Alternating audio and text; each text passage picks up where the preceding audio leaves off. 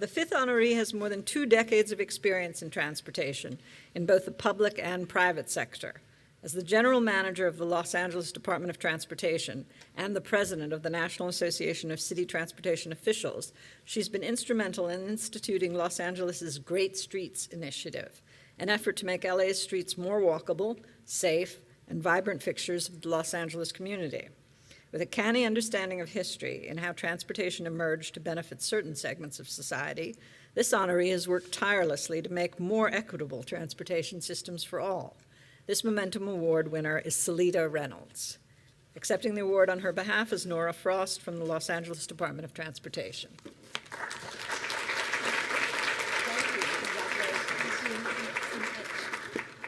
Hi, good evening. I'm Nora Frost, and I am accepting here on behalf of Seleta Reynolds. She's very humbled and honored, and sorry she couldn't be here this evening. But she's really instituted in our department and in our city that change starts from the inside out.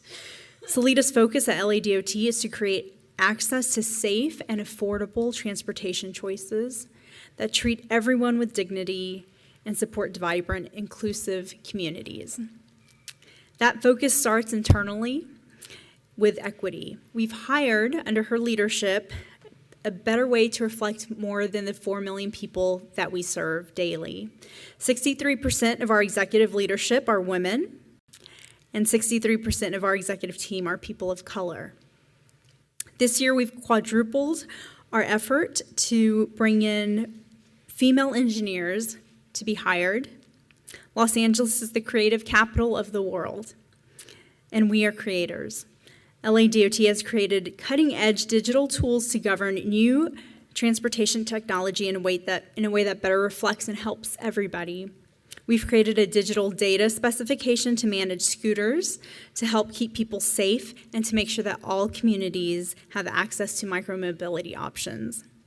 We created the country's largest electric vehicle car-sharing program to neighborhoods where private industry would not otherwise serve. And we created a program that gets students from kindergarten to college for free to school on our city buses.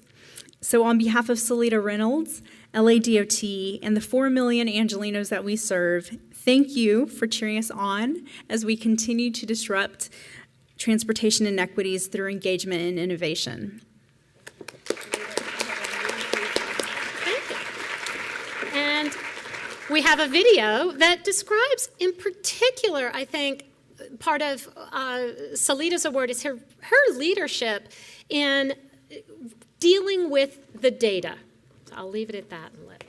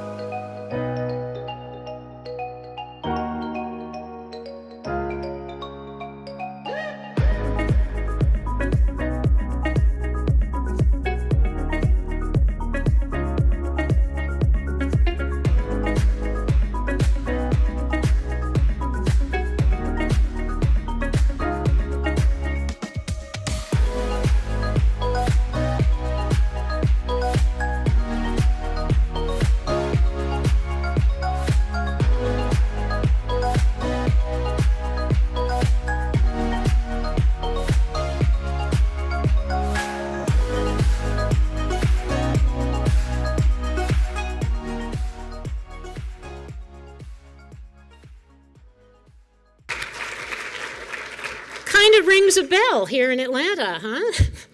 We could use some of that. All right, I am going to now switch. Seleta is online. She is in Singapore for a conference, but she is going to join us live. So let me turn you around, give you a chance to see. Here's the audience. Hi, wave. Hi, everyone. But I'm afraid you're only going to hear me for the questions. So we just watched the video, and I explained a little bit. We have a lot of scooters here in Atlanta. We really feel the questions that you're asking have a lot of information that we're shares a lot of, comes from the same concerns.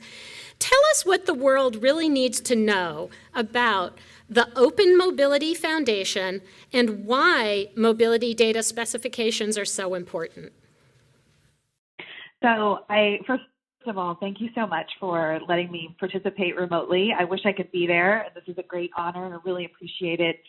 Very exciting. I'm totally mortified that I'm full screen behind you, and I'm glad that I can't see that here at 6 in the morning in Singapore in the airport lounge. To just share a little bit about what we've been doing. And I'll just say first, when we started doing the work, it was really focused on how can we rebalance the relationship between public and private as transportation gets disrupted by technology companies. Because what was happening is that there was great innovation that was happening on the public realm, but it was happening sort of independently of the city and independently of cities, which meant that it didn't always come into cities in a way that reflected our policy goals and outcomes. So when we created the mobility data specification, it was never really about the data. It was about creating a new open source tool that cities could use to start to interact with the businesses that were operating on the public right-of-way. And when we launched it in Los Angeles, it very quickly became sort of a global phenomenon and a real milestone for cities. About opportunity to create an open source foundation governed by the entities that own and regulate the public realm.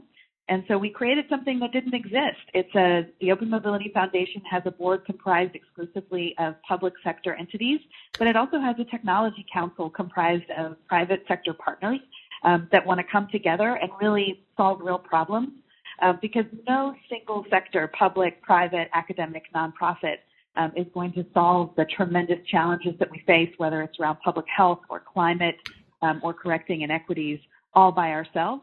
And we're also never going to solve those problems if we keep doing things the way that we've done them to date. So OMF is really about trying to blow up those old roles, ask different questions, and solve real problems. Fantastic. Can you give an example of how Los Angeles is using this data to promote equity? So what was really interesting is that we created an incentive program that we thought was going to be really effective in getting scooter companies to deploy in low-income neighborhoods. And what we found in looking at the data is that there was really we could watch in real time companies trying to experiment with different deployments. And in particular, in the San Fernando Valley, what we saw early on is that there was really only one company that was deploying there, and that company wasn't getting as many rides per vehicle per day. We have what's called a dynamic cap, which means that if you get a high number of rides per vehicle per day, we increase the number of scooters that you can have on the road. So that sort of prompted us to go back and look at our policy and redesign our policies to try and come up with different incentives to get more scooters in those neighborhoods, and also to create different requirements for those companies to proactively work with community-based organizations and neighborhoods to figure out how could they create and design a program that would actually get use in those neighborhoods. And then we're also thinking about how we can use our own funds to invest in service deployment in those neighborhoods. And all of that really rises out of being able to see the data and being able to see and then that is able to facilitate a fact-based conversation with a private company. Great. So, but does this suddenly now put the city in the business of software? I mean, the city's got a lot on its plate as it is. How did you get this done? Magic and yeah, a lot of hopes and dreams. No, and here's a couple things. First of all, cities are already, especially transportation departments, are already steeped in information and data.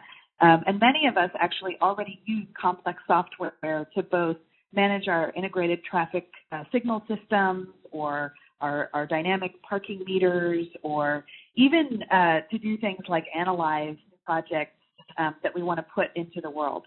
And so transportation departments are actually comfortable using large amounts of data and using software, but this requires us to kind of shift that a little bit, to think differently about the skill sets that we need inside transportation departments, because whether we like it or not, we are now in the product business and we are in the software business because these private companies are the ones delivering transportation in our cities. And so I made it a point to start gathering together and building a coalition of advisors and really great people inside and outside the department, and actually had to go to bat with the personnel department to create a new classification in the civil service system so that we could actually start to hire the transportation engineers of tomorrow. Mm-hmm. Wow.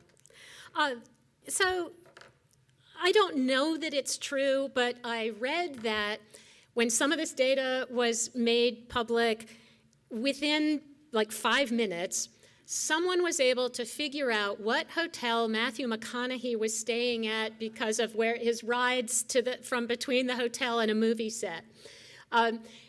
Which just sort of raises that question of what do you say about folks who are worried about the privacy concerns of now every single trip being tracked, and what that might be put to ends that we wouldn't be so happy about? Yeah. So I think you might be thinking about a story from New York City when the Taxi and Limousine Commission published some of its taxi data. And actually that data was used in combination with a bunch of other sources, including photos from People magazine, to try and triangulate a best guess about people traveling, where people were traveling, and particularly maybe famous people. I think your average Angelina doesn't have their picture in People magazine, and so we consider the risk of that happening pretty low, but we still take it very seriously. So we actually have not yet made any of that scooter data public. We've adopted privacy principles that have really strict rules in place, particularly about never being able to monetize the data in any way, shape, or form. And second, making it so that the data is not available through a Public Records Act request. It's designated at the same level of sensitivity of other kinds of data that we collect that are very sensitive. For example, the Department of Transportation adjudicates parking tickets. So if you've ever been to Los Angeles and got a parking ticket, I'm sorry, but I have vehicle identification numbers and credit card numbers. All of that is incredibly sensitive. We've also made it so that no law enforcement can access the data without a legal process. So these are really important questions. But when it comes to the data that we're collecting about 6 different data points, and none of it is about the human on the scooter. It's just about the vehicle itself, because that's what I'm tasked with regulating, the business that operates the fleet. The companies themselves have a much longer list of data, and they don't actually have the same kinds of privacy principles in place. So I would really love to reset the conversation to talk about a universal right to move through a city anonymously as an individual. If that's something we care about and we want to preserve, then we ought to all be coming together and setting up one set of rules that we're all willing to work by, public or private.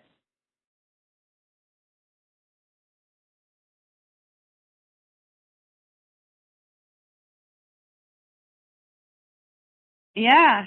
So we have about 80 cities worldwide that are using MDS right now, and that number grows every day. And then so we launched with about 12 cities on the board of the OMF, and then in just a couple of months since we've launched, we've doubled that.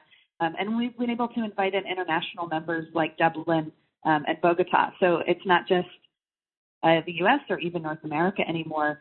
Now we're part of a really great sort of rich global conversation. Thank you so much, Seleta, and good luck with your flight. Thank you. Thank you. Thank you so much.